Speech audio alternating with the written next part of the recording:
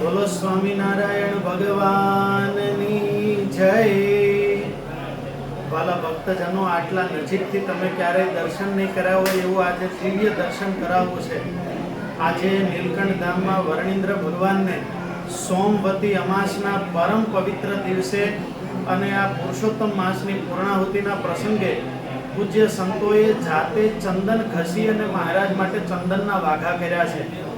ચંદનના તો વળી કેવી રીતે વાઘા થતા હોય, ઘણા ભક્તોને મનમાં પ્રશ્ન હોય, પણ એ ચંદનને ઘસી અંદર કેસર મિશ્રિત કરી સુગંધી દ્રવ્યો દ્વારા એ ચંદનના ભગવાન ઉપર લેપ કરે અને ત્યારબાદ ભગવાનના એ આખા શરીરે ચંદનના લેપ કર્યા હોય એની ઉપર એવી વિવિધ શોભા કરવામાં આવે કે દર્શન કરનારાને પણ હૃદયમાં ખૂબ આનંદ અને અહોભાવ થાય।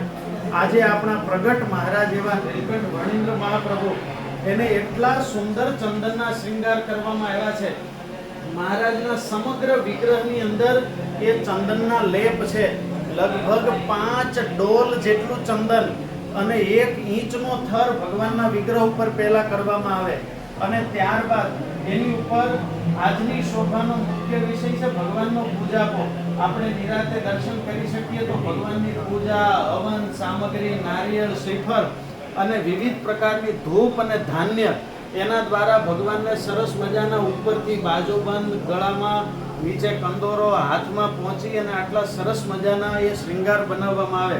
આપણે દર્શન કરી શકીએ છીએ કાળા તલ, ધોળા તલ, ચણોઠી, સાથે સાથે સરસવ હોય, મગ હોય, ચણોઠી હોય, વિવિધ પ્રકારના ધાન્યોની શોભા કરી અને ભગવાન ઉપર શ્રૃંગાર કરવામાં આવે। ભગવાન અનંત જીવોના કલ્યાણ માટે પધારતા હોય ત્યારે આવા એક બીજ, એક દાણાના પણ ભગવાન કલ્યાણ કરતા હોય છે અને દર્શનાર્થીઓને પણ અંતરમાં અહોભાવ થાય।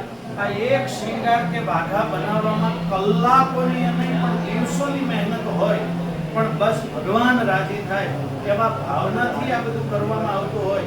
પૂજ્યપાદ મોટા સ્વામીએ નીલકંઠ ધામમાં મહારાજને પધરાવ્યા છે, બસ આપણો ભાવ અને પ્રેમ મહારાજ સ્વીકારે એ ભાવનાથી સંતોએ આ દિવ્ય સેવા કરી। ત્યારે આવા દિવ્ય શ્રૃંગાર એમની પાછળ રહેલી ભગવાનને વાલા એવા સંતોની અને ભક્તોની ભક્તિ એના પણ આપણને દર્શન થાય છે।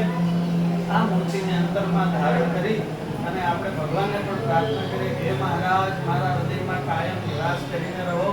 બોલો નીલકંઠ વર્ણિન્દ્ર ભગવાન।